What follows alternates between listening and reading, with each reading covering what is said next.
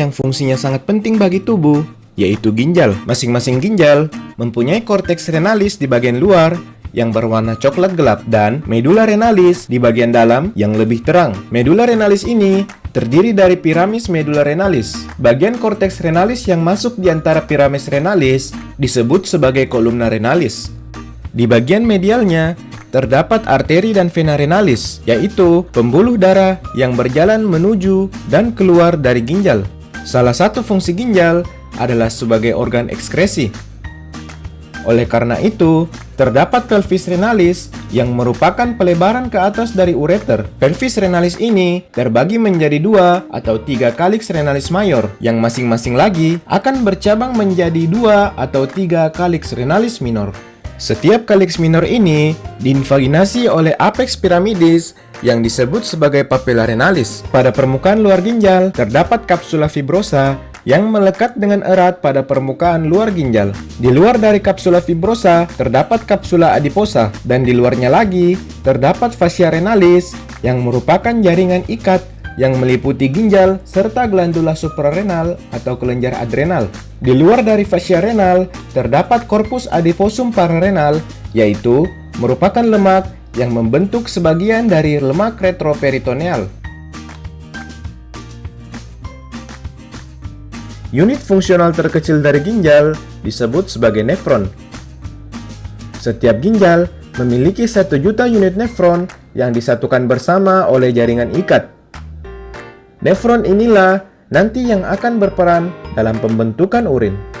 Proses awal pembentukan urin dimulai dari masuknya darah dari arteriol aferen. Darah dari sini akan dialirkan ke dalam glomerulus untuk proses filtrasi yang merupakan langkah awal dari pembentukan urin. Pada proses filtrasi, darah bebas protein akan disaring dari glomerulus menuju ke kapsula Bowman. Jika batas antara glomerulus dan kapsul Bowman ini kita perbesar, maka akan tampak lapisan filtrasi glomerulus yang terdiri dari beberapa lapis. Lapisan ini berfungsi sebagai saringan molekuler yang menahan sel darah dan protein plasma, tetapi meloloskan air dan zat terlarut dengan ukuran molekul kecil untuk lewat. Lapisan pertama adalah endotel kapiler berfenestrasi yang merupakan dinding dari glomerulus. Dikatakan berfenestrasi, artinya sel endotel ini memiliki lubang yang permeabel terhadap H2O dan zat terlarut. Namun, protein ukuran besar tidak akan tersaring pada proses filtrasi karena tidak dapat melewati lubang ini. Tetapi, protein ukuran kecil seperti albumin dapat melewati lubang ini. Lapisan kedua adalah membran basalis glomerulus. Pada membran basalis glomerulus ini mengandung glikoprotein yang bermuatan negatif, sehingga albumin yang juga memiliki muatan negatif akan saling tolak-menolak dan tidak dapat lolos melalui lapisan ini. Lapisan terakhir membran filtrasi adalah lapisan podosit yang merupakan sel mirip gurita yang memiliki tonjolan kaki yang saling menjalin dengan tonjolan kaki sel podosit lainnya. Celah sempit di antara prosesus-prosesus kaki yang berdampingan yang dikenal sebagai celah filtrasi, yang membentuk jalur tempat cairan meninggalkan kapiler glomerulus menuju ke lumen kapsul Bowman. Untuk terjadinya filtrasi glomerulus, harus terdapat gaya yang mendorong sebagian plasma di glomerulus ke kapsul Bowman. Oleh karena itu, terdapat 3 gaya tekan yang menentukan laju filtrasi glomerulus. Tekanan yang pertama adalah tekanan darah kapiler glomerulus yang merupakan tekanan hidrostatik yang ditimbulkan oleh darah di dalam kapiler glomerulus. Nilai rata-rata tekanan ini adalah 55 mm air raksa. Tekanan yang kedua adalah tekanan osmotik koloid plasma, yaitu tekanan yang ditimbulkan oleh protein plasma dan melawan filtrasi dengan tekanan rata-rata 30 mm air raksa. Kemudian, tekanan yang terakhir adalah tekanan hidrostatik kapsul Bowman yang ditimbulkan oleh cairan yang berada di kapsul Bowman. Tekanan ini melawan filtrasi dengan tekanan rata-rata 15 mm air raksa. Dari kapsul Bowman, cairan yang difiltrasi mengalir ke dalam tubulus proksimal. Di sini akan terjadi proses kedua dari pembentukan urin, yaitu proses reabsorpsi. Pada reabsorpsi, bahan-bahan penting yang terfiltrasi dan masih dibutuhkan oleh tubuh akan ditransfer dari lumen tubulus ke dalam kapiler peritubulus. Reabsorpsi ini terjadi di sepanjang tubulus yang dilalui oleh urin dari tubulus proksimal, lengkung Henle, tubulus distal, dan ductus colligentes. Reabsorpsi natrium terjadi di sepanjang tubulus, kecuali di pars descendens lengkung Henle, karena dinding pars descendens ini tidak permeabel terhadap zat terlarut. Di tubulus proksimal, terjadi reabsorpsi glukosa dan asam amino yang lolos pada proses filtrasi. Oleh karena itu, tidak satupun dari bahan-bahan ini yang diekskresikan ke dalam urin. Asam amino dan glukosa ini mendapatkan tumpangan gratis dengan menggunakan energi yang digunakan dalam reabsorpsi natrium.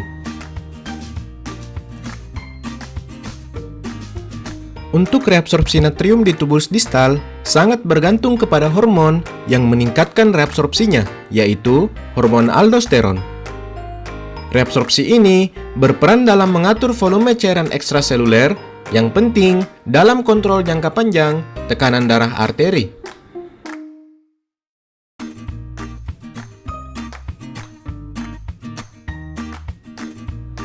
Tahap yang ketiga adalah sekresi tubulus, di mana sekresi tubulus ini merupakan kebalikan dari reabsorpsi. Jika pada reabsorpsi terjadi pertukaran dari tubulus ke kapiler peritubulus, maka pada tahap sekresi akan terjadi perpindahan zat dari kapiler peritubulus ke dalam tubulus ginjal. Bahan-bahan terpenting yang disekresikan oleh tubulus adalah ion hidrogen, ion kalium, serta anion dan kation organik yang diantaranya adalah senyawa yang asing bagi tubuh. Sekresi ion hidrogen di ginjal sangat penting dalam mengatur keseimbangan asam basa di dalam tubuh. Contohnya, ketika terjadi keadaan asidosis atau keadaan pH tubuh yang rendah, maka ginjal akan melakukan kompensasi dengan meningkatkan sekresi ion hidrogen. Dan sebaliknya, pada keadaan alkalosis, ginjal akan melakukan kompensasi dengan menurunkan sekresi ion hidrogen.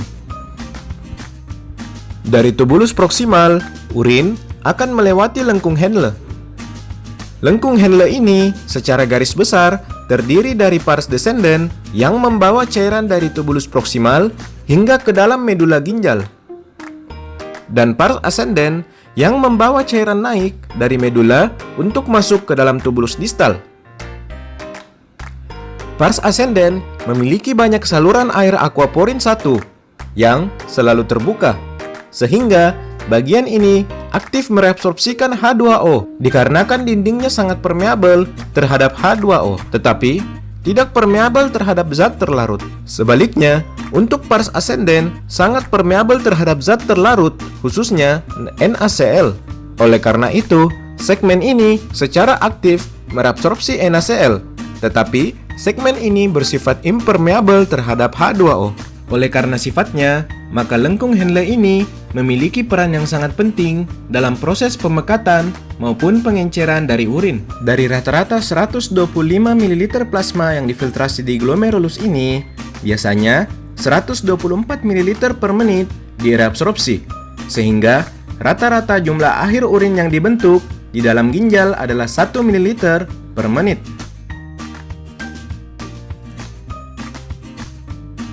Setelah melalui ginjal, maka urin akan melewati ureter, yang merupakan dua saluran sepanjang 25-30 cm yang menyambungkan antara ginjal dengan vesika urinaria atau kantung kemih. Ureter ini memiliki gelombang peristaltik yang dialaminya sekali setiap 5 menit, yang disebabkan oleh kontraksi otot polos yang melapisi dindingnya. Selanjutnya, urin akan disimpan sementara di dalam vesika urinaria atau kantong urin, di mana kantong urin ini merupakan sebuah kantong yang dibentuk oleh lapisan otot yang dapat menampung urin dengan kisaran 400-600 ml. Otot pada dinding kantung kemih bernama musculus detrusor, di mana otot ini akan relaksasi untuk menampung urin melalui stimulasi saraf simpatis.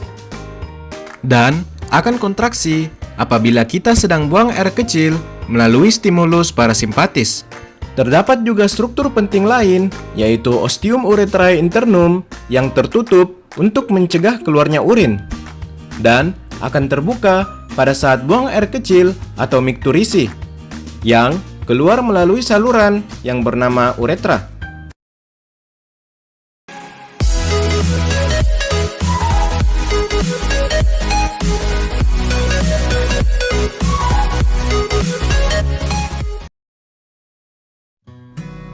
Halo